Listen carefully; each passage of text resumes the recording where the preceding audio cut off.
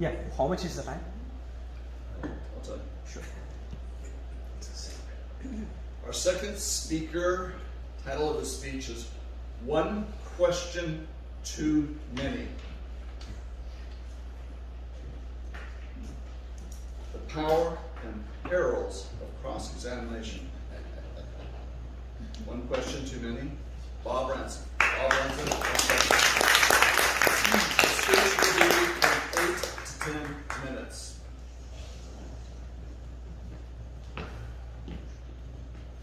Over the course of my career as a criminal defense lawyer, I became aware of the many reasons citizens become accused of crime, putting their fate in the hands of a jury. Some people did exactly what the government says they did, but they have a defense, like self-defense. Some people did something wrong, but not what the government claims. And many people are innocent, falsely accused due to unfortunate circumstances or lying witnesses motivated by revenge, hatred, greed, or self-preservation. All of these people are in need of a lawyer. Justice, many times, depends on the skill of the lawyer. There is one tool in the criminal defense lawyer's arsenal that can change a courtroom tragedy into triumph.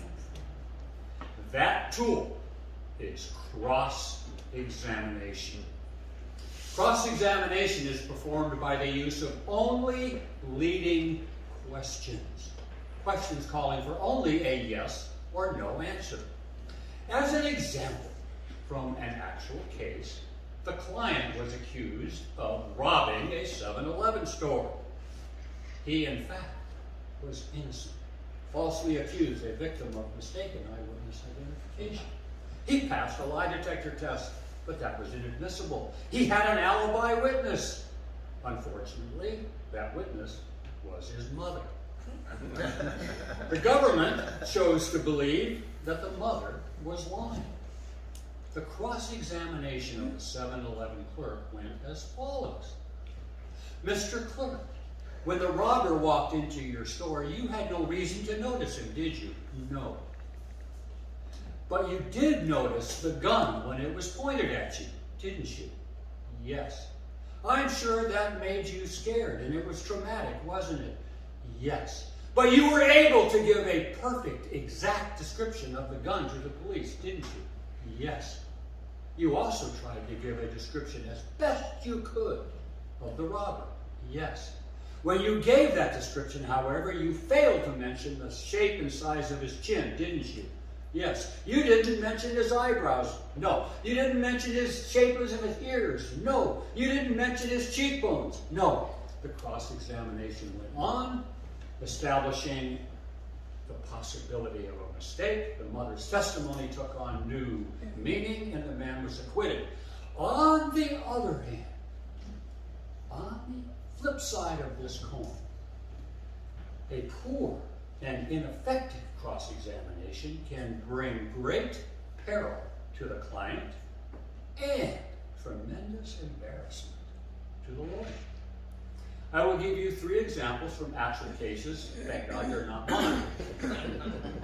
The first example involved the prosecution of a man we will call Bad Bill, who was accused of assault, alleging that he bit off the tip of Charlie's nose in a bar fight. When the police came to the bar, everybody fled, leaving one witness, the bartender. The bartender was asked by the prosecutor, Mr. Bartender, did anything unusual happen in your bar last July? Yes. What was it? Bad Bill bit off the tip of Charlie's nose. Did the lawyer stop there? No. He asked one question too many. Mr. Bartender, it's true that your duty that night was to stay behind the bar.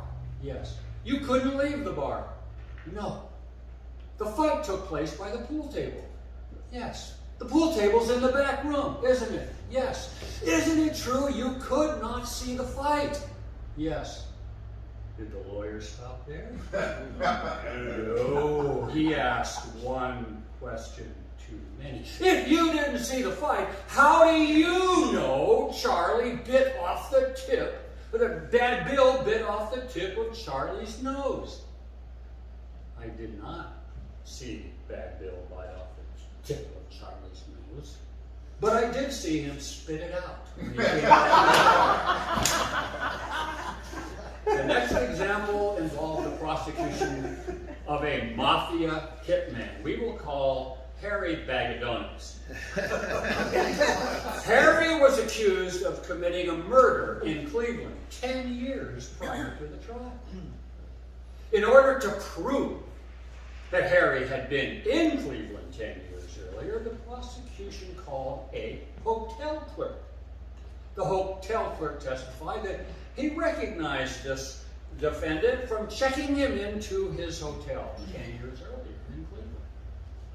The cross-examination of the hotel clerk went as follows. Mr. Clerk, you have been a clerk at that same hotel for 10 years. Is that not true? Yes. By my calculation, Mr. Clerk, you must have checked in over 10,000 people. Yes. Did the lawyer stop there? No.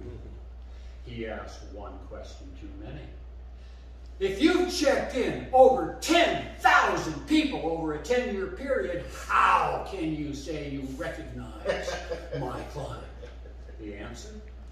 I have checked in over 10,000 people, but Mr. Bagadonis was the only one who ever put a gun to my head and said, give me all your money. The last example is my personal favorite. It involves an argumentative, bombastic lawyer, a total jerk, self-centered, just a horrible human being. He filed a lawsuit against a young composer, alleging that the young composer committed a copyright violation by stealing his client's song. The young composer denied it.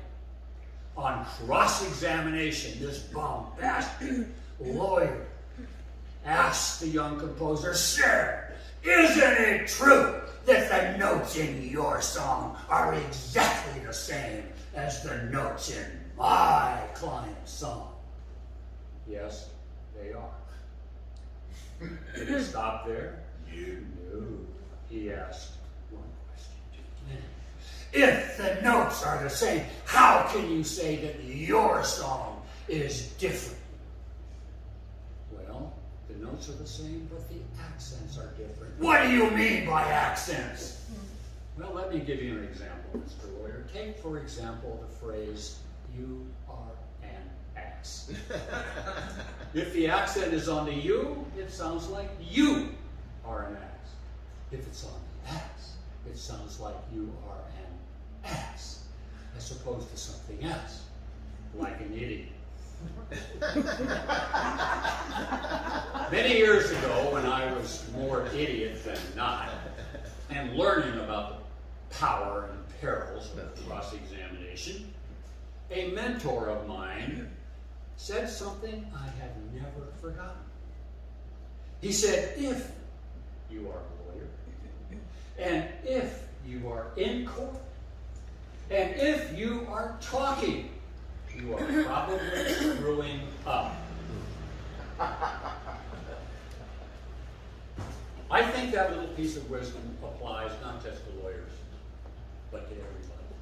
For in essence, what he was saying was, think carefully before you speak. Choose your words wisely. And I will add to that, should you ever be involved in an argument, a negotiation, a discussion, or heaven forbid, a plea for mercy, remember the one question too many. And always, always quit when you are ahead. Thank you.